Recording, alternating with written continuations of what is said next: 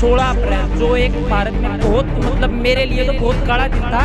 500 जने साधुओं को मारने आए थे। अपराधी कोई भी हो, किसी भी धर्म का हो, अपराधी तो अपराधी है। तो उस समय हमारे देश के बुद्धिजीवी बॉलीवुड, जो भांड बॉलीवुड, मैं तो मानता हूँ, मेरा अपना कहना है कि जो भांड बॉलीवुड को ये भगवा को मारने का काम कर रहा है या भगवा को मिटाने का काम जो कम्युनिस्ट पार्टी कर रही है, स्वामी दीपांकर जी को मैंने कम से कम 500 ट्वीट करे होंगे कि हम 108 पत्र भेजेंगे प्रधानमंत्री नरेंद्र मोदी जी को सीबीआई जांच कि हम 108 पत्र भेजेंगे प्रधानमंत्री नरेंद्र मोदी जी को सीबीआई जांच। राम राम जी, स्वागत आप सभी का चर्चा 24 में और मैं हूं आपके साथ कुलदीप प्रजापति।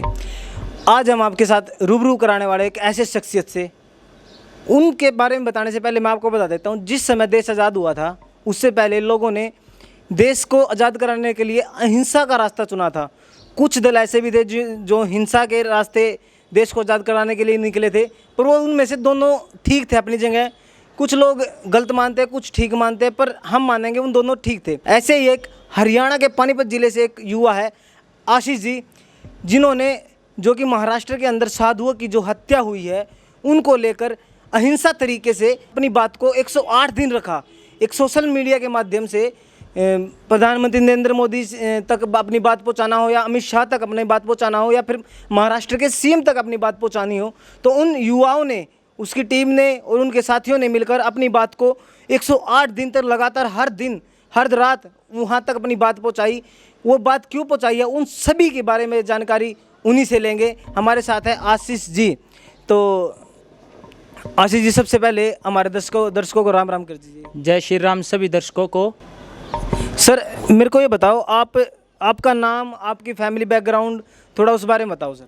मेरा नाम आशीष मुआना है। मैं मुआने गांव से संपर्क रखता हूं और मैं एक जमींदार का लड़का हूं। और साधु संतों से हमारे भारत की तपस्या भूमि मानी गई है। और साधु संतों की हमारे भारत को शुरू से ही, जैसे स्वामी विवेकानंद जी हुए, और जैसे कि बहुत महान हमारे समाज में या हमारे देश में साधु हुए हैं, तो मैं उनसे शुरू से ही, बचपन से ही इंस्पायर रहा हूँ।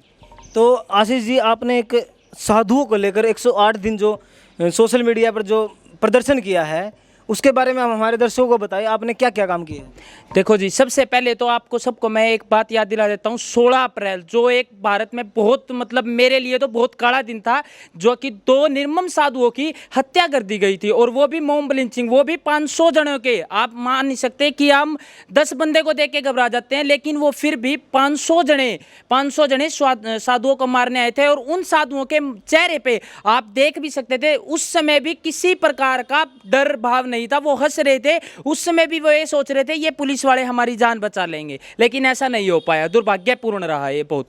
तो मेरे को कहीं से पता चला था आप किसी पार्टी से भी संबंध रखते हो कुछ।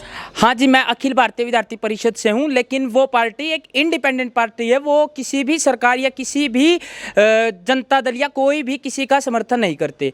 और इस पार्टी और इससे कोई इस चीज़ का लिंक नहीं है। ये एक मेरी अपनी भावना थी कि मैं साधुओं के लिए कुछ करूँ, क्योंकि देश में एक ऐसा प्रोपेगेंडा हो गया है कि जैसे कि अगर कोई हिंदू मुस्लिम का मैटर हो तो मीडिया भी और राजनेता भी और पार्टी दल भी सब बड़ा चढ़ा के दिखाते हैं। लेकिन इन 2 साधुओं की हत्या हुई, ना तो कोई पार्टी दल, ना कोई राजनीतिक, कोई भी ऐसा व्यक्ति नहीं आया कि आके जो इन साधुओं के लिए आवाज उठाए।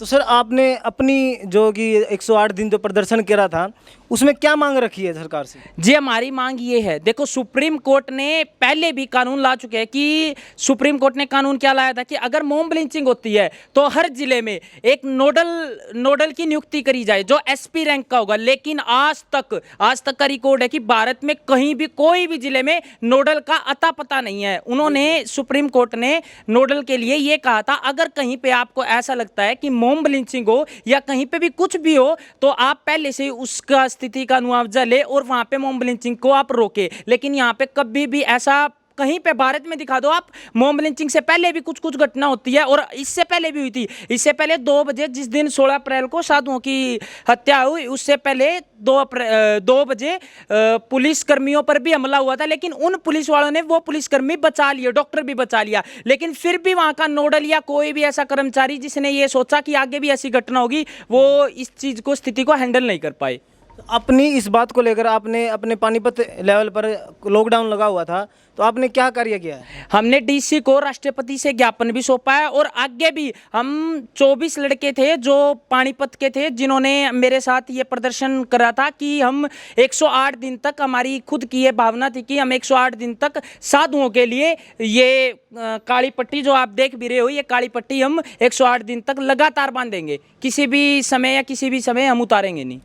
तो ये बहुत बड़ी बात है, आज जो कि 108 दिन हो चुके हैं और इन साथियों ने अब तक अपने जो कि हाथ पर काली पट्टी बांधी है। ये एक बहुत बड़ा चिंता का विषय है। हिंदुत्व के इस देश में साधुओं की हत्या हो रही है और अब तक उस पर कोई भी कार्रवाई नहीं हुई है। सर, अब तक कोई भी कार्रवाई नहीं हुई है, तो आगे का अपना क्या रणनीति रहेगी? नहीं जी, कार्रवाई का ऐसा मुद्दा है कि कार्रवाई तो अब देखो, आपने भी देखा है, सुशांत का केस देखते हैं। सुशांत के केस के लिए सुशील मोदी, एक बीजेपी का बहुत बड़ा नेता बिहार का, उसने क्या करा, वो चिट्ठी लिखता है, लेकिन साधुओं के लिए बीजेपी को कहा जाता है कि ये हिंदुत्व की पार्टी है, कहा जाता है, लेकिन बीजेपी ने अभी तक किसी भी नेता ने कुछ भी नहीं हुआ। हाँ, मैं एक चीज याद दिलाना चाहूंगा कि एक अखिल भारतीय अखाड़ा परिषद के महंत थे नरेंद्र गिरी जी, जिन्होंने कहा था कि आंदोलन होगा, लेकिन अभी तक उनका आंदोलन का कहीं पे कोई भी जिक्र नहीं है। दूसरा कि 11 जून को याचिका सुनवाई थी कि सीबीआई जांच हो या एनआई जांच हो, इसमें केंद्र सरकार ने कुछ भी ये नहीं कहा कि सीबीआई जांच हो या स्टेट गवर्नमेंट से कोई भी स्टेटमेंट मांगी। अब सुप्रीम कोर्ट ने स्टेटमेंट मांगी है उससे, स्टेट गवर्नमेंट से, देखते हैं वो सुप्रीम कोर्ट को कब देती है स्टेटमेंट। लेकिन मुझे नहीं लगता, सीआईडी ने 11,000 पेज की, एक बार 5,000 पेज की, एक बार 6,000 पेज की चार्जशीट दायर करी थी। और एक बात और आपको एक बहुत मतलब एक दुखद घटना बता देता हूं कि 150 जनों में से 10 जने तो नाबालिग है। और मतलब वहाँ की जो गढ़ी चिंचला गांव है, उसकी सरपंच जो महाराष्ट्र के अंदर, हाँ, महाराष्ट्र के गढ़ी चिंचला गांव की जहाँ की ये घटना है, वहाँ पर चित्रा जी हैं वहाँ के सरपंच, उन्होंने वहाँ पे मौके पे मौजूद थी, मौके पे मौजूद उन्होंने खुद कहा है कि इस भीड़ को एक षड्यंत्र के रूप में, एक षड्यंत्र बना के इन साधुओं को सिर्फ इसलिए मारा गया है क्योंकि वो भगवा कलर के थे और वो हिंदुत्व धर्म का प्रचार करते थे। अच्छा, जो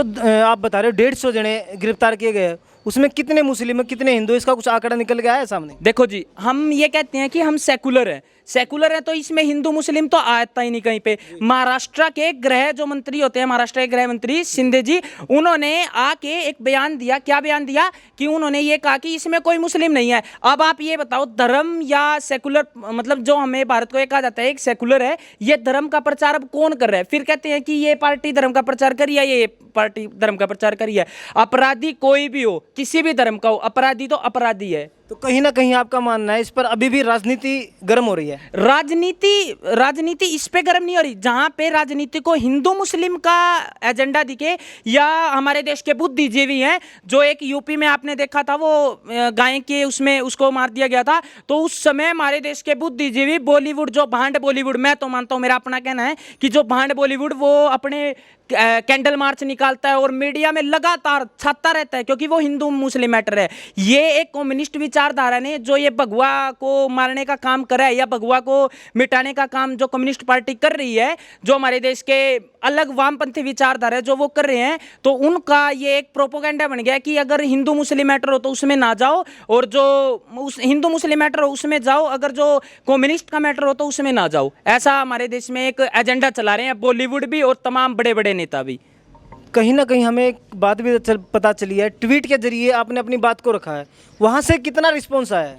मैंने स्वामी दीपांकर जी हैं, आप ट्विटर पे उनको देखना, स्वामी दीपांकर जी को मैंने कम से कम 500 ट्वीट करे होंगे, डेली ट्वीट। मैंने उनको डेली ये बोला है कि सर एक चैनल पे तो आप आवाज उठाइए, जी न्यूज़ पे, जी न्यूज़ ने थोड़ा सा आवाज उठाया था, लेकिन जी न्यूज़ भी सुधीर चौधरी जी ने थोड़ी सी आवाज उठाई थी, उसके बाद सुधीर चौधरी जी भी डीएनए में इसका कोई भी जिक्र कहीं पे नहीं कर रहे।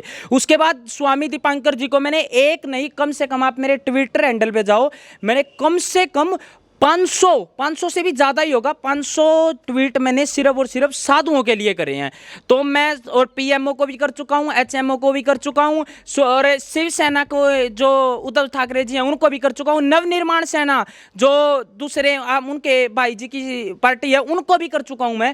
मैंने हर एक तमाम जो सोशल मीडिया के जरिए हम करना चाहते थे या कर पाए, हमने वो कर दिया। अब हमारा आगे एक और इससे बड़ा लक्ष्य होने वाला है कि हम आज 108 दिन पे रोककर और एक नया प्रयास करेंगे उनको इंसाफ दिलाने का कि हम 108 पत्र भेजेंगे प्रधानमंत्री नरेंद्र मोदी जी को, सीबीआई जांच हो इस मामले की। तो इस मामले को लेकर आप सीबीआई जांच के लिए जा रहे हो, साथ के साथ अब कहीं झलक आ रही है कि ना सुशांत सिंह राजपूत के मामले को भी आप उठाने की कोशिश कर रहे हो कुछ? नहीं, सुशांत सिंह मामले देखो, एक किसी भी कोई भी व्यक्ति है वो मेरे भारत देश का, अगर उसकी मौत होती है या किसी कारण उसकी हत्या हो जाती है, हाँ जरूर होना चाहिए। लेकिन मैं एक आपको पहचान बता रहा हूँ कि मेरे भारत में इतने बड़े बड़े साधु संत हुए हैं, स्वामी विवेकानंद जी, जिन्होंने विदेशों में जाके भारत के संस्कृति का प्रचंड लहराया है। हमारे इस देश में साधुओं को अभी तक 108 दिन हो गए हैं, 16 दिन, ये 16 अप्रैल को घटना हुई थी, 125 हमने ये 25 तारीख से शुरुआत की थी, जिस दिन भगवान परशुराम जयंती थी उस दिन से हमने शुरुआत करी थी, और आज कृष्ण भगवान जन्माष्टमी है, तो आज हमने इसको मतलब विराम दिया है और दूसरे प्रयास से हम इसका स्टार्ट करेंगे। लेकिन मेरा ये कहना नहीं है कि सुशांत जी की हो, अगर उनकी हत्या हुई है तो उनकी भी सीबीआई जांच हो। लेकिन मैं एक आपको तस्वीर साफ करके दिखा रहा हूं कि सुशांत सिंह मामले, एक जो एक्टर है, उस एक्टर की तो आप सीबीआई जांच के लिए मांग करते हो, अच्छी करणी सेना भी और बहुत ऐसी तमाम मतलब संगठन है, राजपूत संगठन या और भी बहुत संगठन है, मैं एक संगठन का नाम नहीं लूंगा, सब सीबीआई जांच की मांग कर रहे हैं। लेकिन साधुओं के लिए अभी तक कोई भी आगे नहीं आया मांग करने के लिए सीबीआई जांच हो।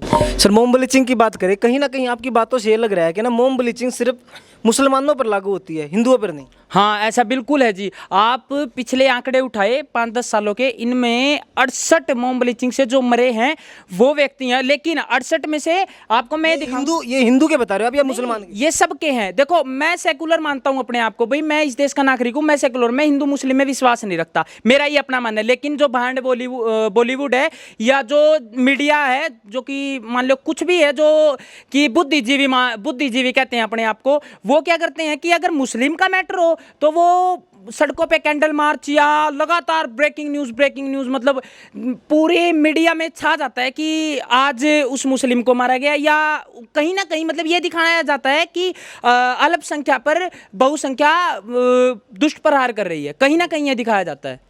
जो ये आंकड़ा आप बता रहे हो मोम ब्लीचिंग का 68 लोगों का, ये कैसे, क्या बता रहे हो? ये मैं जी अब से बता रहा हूँ 2014 के बाद और 2020 तक, ये अभी तक जो देखो सरकार के पास आए हैं, बहुत ऐसे आंकड़े होते हैं जो सरकार के पास आते ही नहीं है। ये सरकार के पास जो आंकड़े आए हैं ना, मैंने भी आज तक की साइट है उस पे से लिए हैं ये आंकड़े, ये वहां से 68 लोगों के आंकड़े आए हैं अभी तक 5-6 सालों की, जो मैं बता रहा हूँ आपको। कुछ तो आंकड़े ऐसे हैं जो अभी तक प्राप्त नहीं है।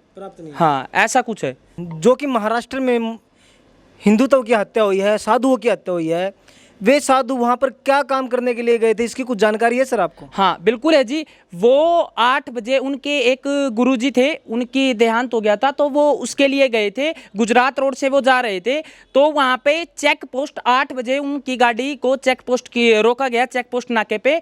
तो उन्होंने गाड़ी रोकी, तो उन्होंने गाड़ी रोकते ही चेक करने के लिए वो आए जो पुलिसकर्मी थे, तो वो वहाँ पे पहले से ही, आप एक मतलब आप भी पत्रकार हो, एक समझदार हो, आपको भी ऐसा लगता है कि आप मौके पे कितनी भीड़ इकट्ठी कर सकते हो, 10-20। अगर जो मान लो चोरी कहते हैं, उसने जो गृह मंत्री जी थे महाराष्ट्र के, तो उन्होंने कहा था कि ये बच्चा चोर थे इसलिए अफवाह में पीट दिया गया। आप अफवाह में कितने आदमी इकट्ठे कर सकते हो? 50, 10, 100। वहां पर मतलब जी न्यूज के एडिटर सुधीर चौधरी जी ने कहा वहां 2000 का आंकड़ा था, ये उनका कहना है। अगर मान लो 2000 या 500 किसी एक के बुलाने पे नहीं आएंगे, वो एक षड्यंत्र था। अभी हम आपको ये बता रहे थे कि चेक पोस्ट पे 8 बजे रुकते हैं वो, तो वहां पर रुकने के बाद वो जो चेक पोस्ट के वो होते हैं फॉरेस्ट, वो चेक करते हैं। उसके बाद फिर गढ़ी चंचला गांव की सरपंच जो चित्रा चौधरी जी, उनको बुलाया जाता है। उनको बुलाने के बाद एकदम भीड़ रूबरू हो गए, मतलब एकदम उन पे टूट पड़ती है। जो आंकड़े जो बता रहे हो आप, हाँ जी, हाँ। वहां पर उनको सरपंच को बुलाया जाता है, ये सरपंच पब्लिक द्वारा बुलाया जाता है, पुलिस द्वारा, क्योंकि वहां पर भीड़ इतनी बेकाबू हो जाती है कि भीड़ को वो मतलब उसको हैंडल नहीं कर पाते, तो इस द्वारा उस पे उनको सरपंच को बुलाया जाता है, चित्रा चौधरी। लेकिन वहाँ के कम्युनिस्ट पार्टी के, मैंने उनका नाम भी है काशीनाथ चौधरी, वहां पर वो आते हैं और उनके आते ही एक हुटर, मतलब जैसे कहते हैं ना, एक नेता आ गया, नेता आ जाता है जिसका षड्यंत्र लगता है, हाँ भाई इसने करवाया ये। उनके आने पे एकदम भीड़ उन पे प्रहार करने के लिए टूट पड़ती है। वहां से चित्रा चौधरी जी, जो जी न्यूज़ पे जिन्होंने बताया भी सरपंच, वो वहां से अपनी जान बचा के भागते हैं। फिर वो दोबारा आते हैं जब 12 बजे, तो वहां पे हमारे साधु की निर्मम हत्या हुई पाती है। तो आपने सारी जानकारियाँ बताई, अब आपका अगला कदम क्या होगा? देखो जी, अगला कदम तो आप मीडिया वाले हो, आप ही हमको आगे, आप ही कर सकते हो इसको, कि हमारा हम तो आपके साथ है। हाँ जी, हम तो आपके साथ है, इसलिए तो आपको आज आपके पास आए हैं। तो अब यही जानकारी लेना, अगला कदम आपका क्या होगा सरकार के खिलाफ? हमारा अगला कदम ये होगा कि हम 108 पत्र प्रधानमंत्री नरेंद्र मोदी जी को सीबीआई जांच के लगातार भेजेंगे। हमारी कोशिश वैसे ये है कि हर स्टेट से भेजी जाए और हरियाणा के हर जिले से हम एक पत्र सीबीआई जांच के लिए भेजें। आशीष जी, मॉब ब्लीचिंग की बात करें, हाँ जी, आपने बताया कि 150 जनों को वहाँ पर गिरफ्तार कर लिया गया है। कितनों को अब तक जमानत मिल चुकी है? और क्या आपको लगता है मॉब ब्लीचिंग का जो मामला है, सुप्रीम कोर्ट ने इस पर कोई कानून बनाया है, या फिर 150 जनों को फांसी दे सकती है सुप्रीम कोर्ट, ऐसा कुछ मामला है? हाँ जी, बिल्कुल है। देखो जी, सुप्रीम कोर्ट ने पहले तो जी आपको मैं ये बता देता हूँ कि 25 जनों को उसमें से जमानत दे दी गई थी। सबसे बड़ा तो ये जमानत तो बिल्कुल होती ही नहीं इस पे, क्योंकि साथ के साथ ही जमानत मिली? नहीं, साथ के साथ नहीं मिली थी, 1-2 दिन बाद जमानत मिल गई थी 25 जनों को। और आपने क्या पूछा, मोम ब्लीचिंग पे कोई कानून है? मोम ब्लीचिंग पे 153 है आईपीसी धारा, जिसमें 3 साल तक की सजा और जुर्माने का प्रावधान है। और दूसरा देखो, आईपीसी धारा 34, 147, 148, 149 के तहत कार्रवाई हो सकती है। आईपीसी धारा 302 के तहत 34 या 149 धारा लगाई जाएगी। इसमें जितने भी हत्या के दोषी हैं उन सबको फांसी हो सकती है। मतलब आपका कहने का मतलब है, अगर वे दोषी पाए जाते हैं तो उनको फांसी हो सकती है? हाँ, उनको ये तो हमारे सुप्रीम कोर्ट संविधान कहता है, और हमारा देश तो संविधान से चलता है। अब संविधान में ये सब कुछ लिखा, आप जाके देख भी सकते हो कि संविधान में ये लिखा हुआ है, अगर मॉब ब्लीचिंग में अगर अपराधी पाया जाता है तो उसको 302 के तहत फांसी और सजा का प्रावधान है हमारे संविधान में। आप जो दिन रात अपनी मांग को लेकर सोशल मीडिया पर लग रहे हो, इसमें आपके साथ और भी कोई साथी होंगे या फिर आपकी टीम होगी? हाँ जी, शुरू में जब जो साथी थे उनका ये कहना था कि हम 108 दिन तो नहीं बांध सकते, लेकिन 24 साथी इसके साथ जुड़े थे जिन्होंने 1 दिन के लिए कराया था। लेकिन एक अरुण राणा जी हैं जिन्होंने 108 दिन और लगातार, अनिल विज जी को भी उन्होंने ट्वीट करा, उन्होंने हर एक तमाम जितने भी जिन्हें हमारी आस है, जैसे योगी आदित्यनाथ जी, उनको भी बार बार ट्वीट करा। अरुण राणा जी भी शुरू से और आज तक लगे हुए हैं, वो किसी कारणवश आज आ नहीं पाए। धन्यवाद जी। धन्यवाद। तो ये थे हमारे साथ जो पानीपत जिले से अपनी बात को महाराष्ट्र तक पहुंचा रहे हैं, मोदी तक पहुंचा रहे हैं, अमित शाह तक पहुंचा रहे हैं, उन साधुओं की हत्या को लेकर इंसाफ मांगने के लिए दिन रात एक कर रहे हैं आशीष जी। तो ऐसे ही शख्सियत तो हमें मिलते रहेंगे। तब तक आप सभी दर्शकों को नमस्कार, और जाते जाते हमारे चैनल को सब्सक्राइब जरूर कीजिए।